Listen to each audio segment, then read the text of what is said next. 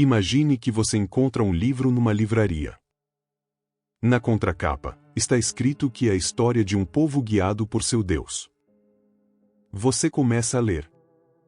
Há episódios de pragas que matam crianças inocentes. Há ordens para exterminar populações inteiras, incluindo mulheres e bebês. Há um homem que oferece as filhas para serem estupradas por uma multidão. Há um pai que está disposto a degolar o filho.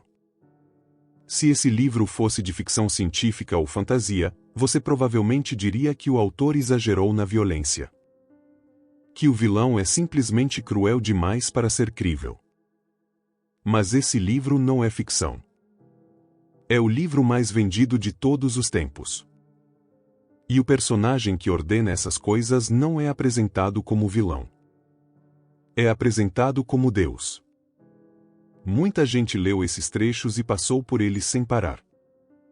Aceitou a explicação de que havia um propósito maior, um contexto histórico, um plano que a mente humana não consegue compreender. Mas um escritor português, filho de camponeses analfabetos que se tornou o único autor de língua portuguesa a ganhar o Nobel de Literatura, leu os mesmos trechos e se recusou a passar em branco. Seu nome era José Saramago, e ele disse o que muitos pensam, mas poucos ousam falar. O Antigo Testamento é uma crônica de crimes em nome de Deus. Nos próximos minutos, você vai entender quem foi esse homem, o que o levou a essa conclusão e por que ela ainda provoca tanto desconforto. A interpretação, como sempre, é sua. Contextualização da vida de José Saramago. José de Souza Saramago nasceu em 16 de novembro de 1922 em Azinhaga, uma aldeia do Ribatejo, em Portugal. Seu pai era camponês e sua mãe trabalhava no campo. Os dois eram analfabetos. A família era tão pobre que quando o registro de nascimento foi feito, o oficial acrescentou o sobrenome Saramago, que era como os vizinhos chamavam a família em referência a uma planta selvagem comum na região. Ele carregaria esse apelido pelo resto da vida como nome de glória. A pobreza foi determinante. Saramago não pôde concluir o liceu porque a família não tinha dinheiro para pagar os estudos. Aos 16 anos, foi trabalhar como serralheiro mecânico. Depois passou por empregos de tradutor, editor, jornalista e funcionário público. A educação formal que não teve, buscou por conta própria nas bibliotecas públicas de Lisboa, onde devorava livros com uma intensidade que impressionava os funcionários. Publicou seu primeiro romance em 1947, aos 24 anos, mas depois ficou quase 2 décadas sem escrever ficção. Era como se precisasse viver mais antes de ter algo a dizer. Trabalhou como tradutor de autores como Tolstói, Baudelaire e Colette, aprendendo por dentro como a língua pode ser esticada, dobrada e reinventada. A maturidade literária chegou tarde, mas com força devastadora. Em 1980, aos 58 anos, publicou Levantado do Chão, romance sobre a vida dos camponeses alentejanos que revelou de vez o estilo que o tornaria único, frases longas que se enrolam sobre si mesmas, sem ponto final por parágrafos inteiros, como se o pensamento se recusasse a ser interrompido. Diálogos misturados à narração sem travessões nem aspas, exigindo do leitor uma atenção diferente, mais próxima da oralidade do que da convenção tipográfica. Era membro do Partido Comunista Português desde a clandestinidade da ditadura salazarista. Nunca escondeu essa filiação e nunca a abandonou, mesmo quando o comunismo real mostrou suas contradições mais sangrentas. Para ele, a militância política e a literatura eram faces do mesmo compromisso, a defesa da dignidade dos que não têm poder. A crise com a Igreja Católica estourou em 1991 com o Evangelho segundo Jesus Cristo. O romance reimaginava a vida de Jesus de uma perspectiva humana e crítica, com um Deus Pai que usa o Filho como peça em um jogo de poder e um Jesus que duvida, deseja e se revolta. O governo português, pressionado pelo Vaticano, retirou o livro da lista de candidatos ao Prêmio Europeu de Literatura. Saramago considerou esse ato uma censura intolerável. Tinha 69 anos, uma vida inteira de trabalho e uma reputação consolidada. Poderia ter se calado. Em vez disso, foi embora. Exilou-se voluntariamente em Lanzarote, nas Ilhas Canárias, onde viveu até o fim da vida com sua companheira, a jornalista espanhola Pilar del Rio. O exílio não o silenciou. Escreveu alguns de seus livros mais importantes fora de Portugal: Ensaio sobre a Cegueira, Todos os Nomes, A Caverna, O Homem Duplicado. Em 1998, recebeu o Prêmio Nobel de Literatura, tornando-se o único autor de língua portuguesa a conquistar essa distinção. O Vaticano protestou contra a escolha. Saramago recebeu o prêmio em Estocolmo com um discurso sobre o menino que ele havia sido, filho de camponeses analfabetos de uma aldeia sem nome no mapa, e sobre como a literatura havia sido o único mapa que precisou. Seu último romance, Caim, publicado em 2009, um ano antes de sua morte, foi uma leitura implacável do Antigo Testamento pelos olhos de Caim, que viaja pelo tempo bíblico testemunhando as atrocidades ordenadas por Deus e concluindo que, se há um culpado pela violência da história humana, ele mora no céu. Saramago morreu em 18 de junho de 2010 em Lanzarote, aos 87 anos. Seus restos foram trasladados para Lisboa e depositados sob uma oliveira no Largo de Camões, em frente à estátua do maior poeta da língua portuguesa. Uma última ironia elegante de um homem que viveu de ironias. Duas obras centrais de José Saramago. O Evangelho segundo Jesus Cristo. Romance que humaniza Jesus e coloca Deus no papel de manipulador que usa o filho como instrumento de poder. Causou escândalo em Portugal e levou Saramago ao exílio voluntário nas Ilhas Canárias. Caim. Último romance de Saramago. Caim viaja pelo tempo bíblico testemunhando os crimes ordenados por Deus e coloca a divindade no banco dos réus. Uma crítica final e implacável à moralidade do Antigo Testamento. Principais pontos de reflexão: o extermínio dos Amalequitas e o padrão do genocídio ordenado. Em 1 Samuel 15, 3, o profeta Samuel transmite a ordem divina a Saul: vai agora e fere os Amalequitas e destrói de todo o que tem, não te compadeças deles, mas mata desde o homem até a mulher, desde o menino até o que mama. A ordem é explícita e não deixa margem para interpretação suavizadora: homens, mulheres, crianças de colo. Saul executa a ordem, mas poupa o rei inimigo e o melhor do gado. Por isso, Deus o rejeita como rei. O problema, na narrativa bíblica, não é que Saul matou civis. É que não matou todos. Saramago não precisava inventar nada. O texto está lá, sem ambiguidade. E a questão que ele colocava é direta: se um general contemporâneo recebesse e executasse essa ordem, como chamaríamos o ato? O vocabulário que usamos para julgar a história depende, em parte, de quem assinou a ordem. O dilúvio como extinção em massa. O relato do dilúvio em Gênesis 6 a 9 descreve a decisão de Deus de exterminar praticamente toda a vida na Terra porque os seres humanos haviam se corrompido. Morreram não apenas adultos considerados ímpios. Morreram crianças, bebês, animais de todas as espécies que não couberam na arca. A narrativa preserva um sobrevivente e sua família. Todos os outros são submergidos. Saramago, em seu romance Caim, faz seu protagonista presenciar o dilúvio e formular uma pergunta que a tradição religiosa raramente encoraja: os animais também pecaram? As crianças também merecem afogar?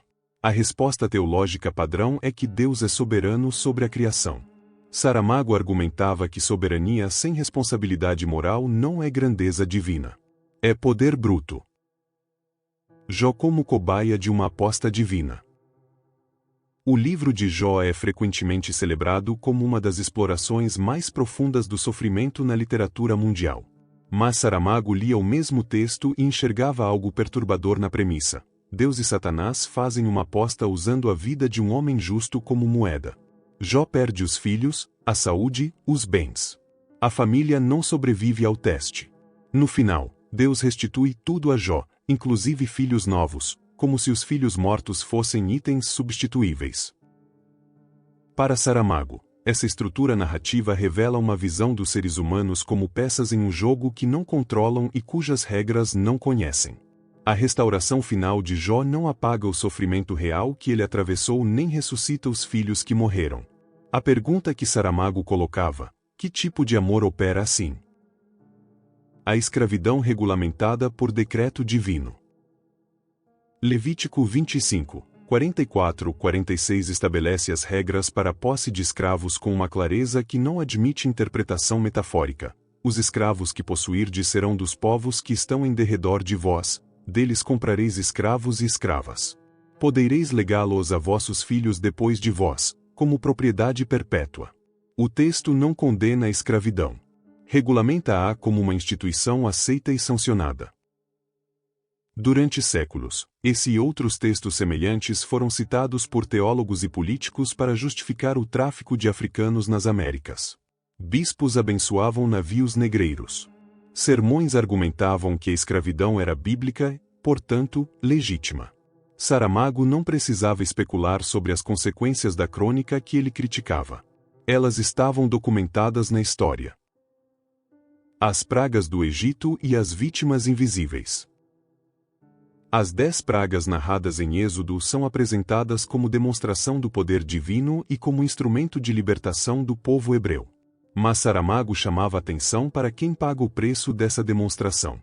A 10ª praga, a morte dos primogênitos egípcios, atinge não apenas o faraó que se recusa a obedecer, mas cada família egípcia que tinha um filho mais velho. O texto em Êxodo 12, 29 é preciso: do primogênito do faraó até o primogênito do cativo que estava no cárcere. O cativo no cárcere não tomou nenhuma decisão política. Não tinha poder sobre o faraó. Seus filhos morreram assim mesmo. Saramago perguntava: onde está a justiça nessa equação? A resposta teológica usual é que Deus endureceu o coração do faraó para poder demonstrar seu poder. O que significa que o próprio Deus, na narrativa, bloqueou a possibilidade de solução pacífica para então justificar as pragas. A violência contra as mulheres como norma legal. Deuteronômio 21, 10-14 estabelece o procedimento para um soldado que deseja se casar com uma mulher capturada em guerra. Ela deve raspar a cabeça, cortar as unhas, trocar as roupas e chorar o pai e a mãe por um mês. Depois, o soldado pode tomá-la como esposa. Se depois não a quiser, a liberta. O texto não usa a palavra estupro, mas descreve uma situação em que uma mulher capturada, sem família, sem recursos e em poder de um homem armado, não tem escolha real.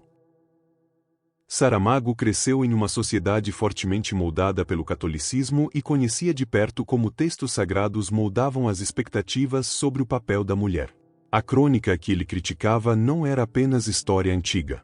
Era o substrato cultural de práticas que persistiram por séculos em sociedades que consideravam a Bíblia sua referência moral fundamental. A punição coletiva como princípio divino. Um dos padrões mais perturbadores do Antigo Testamento para Saramago era o da punição coletiva. Em Josué 7, um homem chamado Acã desobedece a uma ordem divina e toma objetos proibidos do butim de guerra. A punição: Acã é executado junto com seus filhos, suas filhas, seus animais e tudo o que possui. A família inteira paga pela transgressão de um.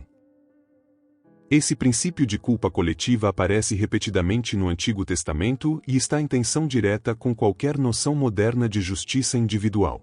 O filósofo do direito H.L.A. Hart argumentou que a responsabilidade coletiva por atos individuais é incompatível com a ideia de justiça. Saramago não precisava de teoria jurídica para chegar à mesma conclusão. Precisava apenas de leitura atenta. A figura do Deus vingativo e seus ecos na história. Saramago foi profundamente marcado pela história da Inquisição, que atuou em Portugal por mais de 2 séculos, de 1536 a 1821. Nesse período, milhares de pessoas foram processadas, torturadas e executadas por heresia, judaísmo praticado em segredo ou simplesmente por denúncias de vizinhos. Os inquisidores não se viam como criminosos. Viam-se como instrumentos de um Deus que havia demonstrado no Antigo Testamento que a heresia merecia morte. Para Saramago, A linha entre o Deus que ordena o extermínio dos amalequitas e o inquisidor que queima um converso na fogueira não é tão longa quanto a teologia gostaria de sugerir. A crônica de crimes que ele via no Antigo Testamento não era apenas literária. Era o manual que inspirou crimes concretos com datas, nomes e lugares documentados. O humanismo de Saramago como contraproposta. A crítica de Saramago ao Antigo Testamento não era destrutiva sem direção. Ele propunha uma alternativa, uma ética construída a partir da empatia concreta pelos seres humanos, sem a mediação de textos sagrados ou autoridades religiosas. Em seus romances, os personagens mais morais são frequentemente os que desobedecem às normas estabelecidas por compaixão. Em Ensaio sobre a Cegueira, quando toda a ordem social colapsa, quem mantém a dignidade humana não são os que seguem regras, mas os que se recusam a abandonar uns aos outros. Para Saramago, essa solidariedade instintiva entre os seres humanos é a única fonte de moralidade que não precisa de justificativa sobrenatural. E é suficiente. A leitura que Saramago propunha. Saramago não pedia que ninguém queimasse a Bíblia. Pedia que a lessem com os mesmos olhos com que leriam qualquer outro texto, com atenção ao que está escrito, com disposição para questionar e com o senso moral que cada um traz para qualquer leitura. A diferença entre um texto sagrado e qualquer outro texto não está no texto. Está na postura do leitor. Essa proposta tem um precedente dentro da própria tradição judaica, que desenvolveu ao longo de séculos uma cultura de debate e questionamento dos textos sagrados. O Talmud é, em grande parte, um registro de discordâncias entre rabinos sobre o sentido dos mesmos textos. Saramago não estava inventando uma postura. Estava pedindo que ela fosse estendida a todos, não apenas aos especialistas autorizados. Análise da frase. O Antigo Testamento é uma crônica de crimes em nome de Deus. Saramago escolheu a palavra crônica com precisão literária. Uma crônica não é ficção. É um registro de eventos reais em ordem cronológica. Ao chamar o Antigo Testamento de crônica, ele não estava negando a existência do texto. Estava recusando a qualificação de sagrado que o isenta do julgamento moral que aplicamos a qualquer outro documento histórico. Crimes em nome de Deus é o núcleo da acusação. Não crimes apesar de Deus, não crimes que Deus tolerou, mas crimes em nome de Deus, ordenados, sancionados e celebrados como justiça divina. Saramago identificava nessa estrutura a origem de um problema que persiste. Quando a violência é atribuída à vontade divina, ela escapa ao julgamento humano que seria aplicado a qualquer outra violência. A frase foi dita por um homem que passou a vida usando a literatura para dar voz aos sem voz. O camponês explorado, a mulher silenciada, o preso sem julgamento. Ler o Antigo Testamento com os olhos de quem sempre se preocupou com as vítimas invisíveis da história era, para ele, inevitavelmente, ler uma crônica de crimes. A questão que ele deixa é se você lê o mesmo texto com os mesmos olhos. Se esse conteúdo te fez pensar, deixe seu like e compartilhe com quem precisa ouvir essa verdade. Aqui no canal Ensinamentos Brilhantes, não questionamos apenas as promessas divinas. Questionamos sua utilidade para a vida humana. Inscreva-se para mais análises como esta e comente abaixo qual a sua opinião sobre a frase de José Saramago. Até o próximo vídeo.